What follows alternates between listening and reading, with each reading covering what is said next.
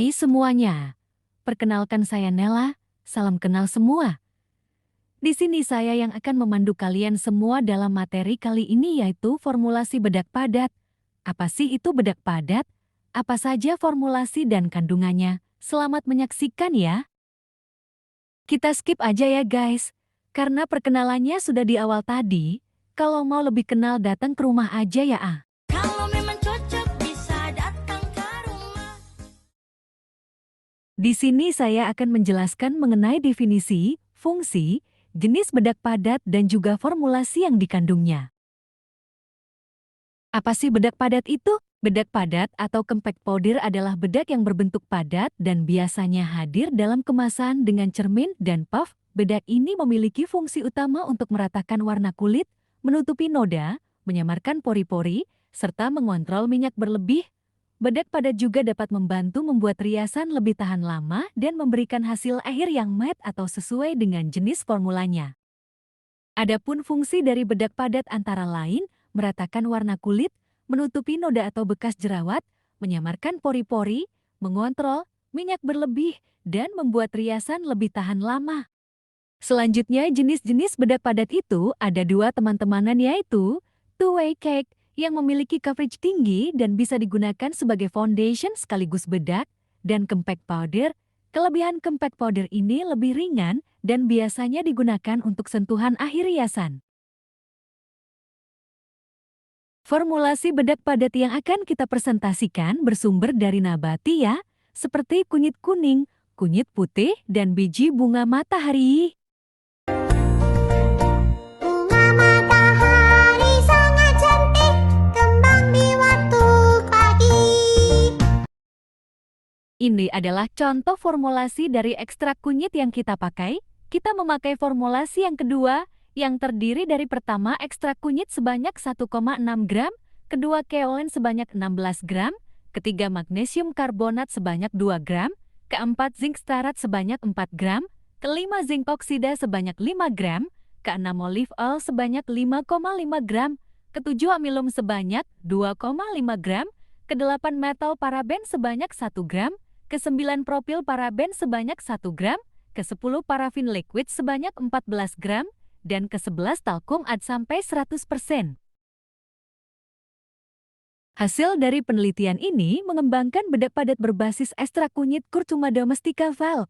Untuk mengevaluasi mutu fisiknya, hasil ekstraksi kunyit menggunakan metode maserasi menghasilkan rendemen 8,54%. Screening fitokimia menunjukkan adanya flavonoid, alkaloid, saponin, dan tanin dalam ekstrak. Evaluasi fisik bedak padat menunjukkan bahwa semua formula stabil secara organoleptis setelah 16 hari penyimpanan dengan pH yang melebihi batas aman untuk kulit.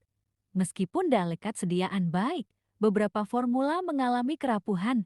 Kesimpulannya, meski bedak padat menunjukkan kestabilan warna dan aroma, nilai pH yang tinggi menunjukkan bahwa sediaan tidak memenuhi standar SNI untuk kosmetik. Berikut ini formulasi yang digunakan untuk membuat bedak padat menggunakan ekstrak kunyit putih ya teman-teman. Formulasi yang akan saya bahas ada pada formulasi F2. Bisa untuk fokus pada formulasi 2 ya teman-temanku. Formulasi 2 terdiri dari ekstrak kunyit putih sebanyak 5%, kaolin sebanyak 16 gram, magnesium karbonat sebanyak 2 gram, zinc stearat sebanyak 4 gram, zinc oksida sebanyak 5 gram, olive oil sebanyak 5,5 gram, amilum sebanyak 2,5 gram, metil paraben sebanyak 1 gram, propil paraben sebanyak 1 gram, parafin liquid sebanyak 14 gram, dan talkum ada 100 gram.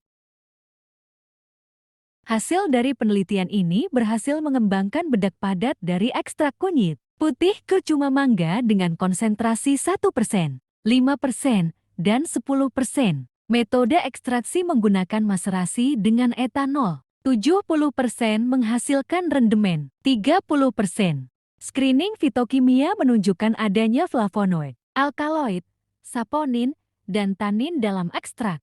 Evaluasi mutu fisik bedak padat menunjukkan bahwa semua formulasi stabil secara organoleptis warna, bau, dan tekstur dan memenuhi uji homogenitas. Namun, Hasil uji pH menunjukkan nilai yang melebihi rentang aman untuk kulit. Uji lekat dan kerapuhan menunjukkan bahwa semua formulasi tetap stabil selama penyimpanan. Kesimpulannya, bedak padat ekstrak kunyit putih dapat diformulasikan sebagai produk kosmetik dengan aktivitas antioksidan, meskipun perlu penyesuaian pH untuk meningkatkan keamanannya.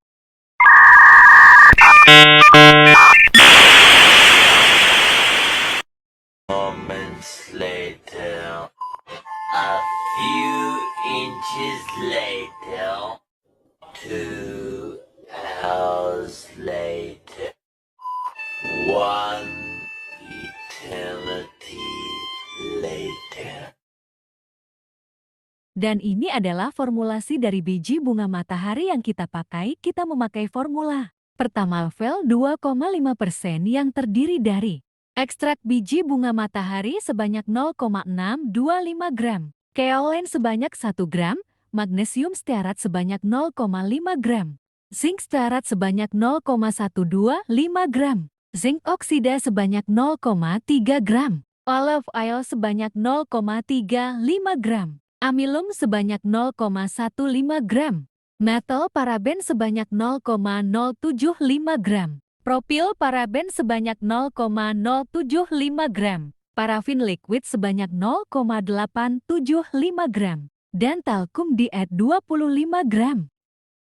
Hasil dari penelitian ini menunjukkan bahwa ekstrak biji bunga matahari Helianthus anus lebar dapat dibuat menjadi sediaan bedak padat dengan kualitas fisik yang baik. Uji aktivitas antioksidan menggunakan metode DPPH menunjukkan nilai IC50 sebesar 176,2 Hgc atau ml untuk konsentrasi 2,5%, 143,51 Pg atau ml untuk 5%, dan 121,22 Hgc atau ml untuk 7,5%. Ini mengindikasikan bahwa semakin tinggi konsentrasi ekstrak, semakin kuat aktivitas antioksidannya. Hasil ini menunjukkan bahwa sediaan bedak padat yang mengandung ekstrak biji bunga matahari memiliki potensi baik sebagai produk kosmetik dengan manfaat antioksidan, meskipun aktivitasnya lebih rendah dibandingkan dengan vitamin C. Penelitian ini menyarankan untuk mengeksplorasi bagian lain dari tanaman bunga matahari dan metode ekstraksi yang berbeda guna meningkatkan potensi antioksidan. Jeti dari ketiga formulasi dengan sampel yang berbeda, ekstrak kunyit putih curcuma mangga adalah pilihan yang lebih baik untuk antioksidan dibandingkan dengan ekstrak kunyit curcuma domestica Val dan ekstrak biji bunga matahari Helianthus anus lebar. Kunyit putih memiliki kandungan senyawa aktif yang kuat dan stabilitas yang baik, meskipun pH-nya perlu disesuaikan. Selain itu, hasil penelitian menunjukkan bahwa kunyit putih mengandung polifenol yang berfungsi sebagai antioksidan, meskipun biji bunga matahari juga memiliki manfaat antioksidan, aktivitasnya lebih rendah dibandingkan dengan kunyit putih.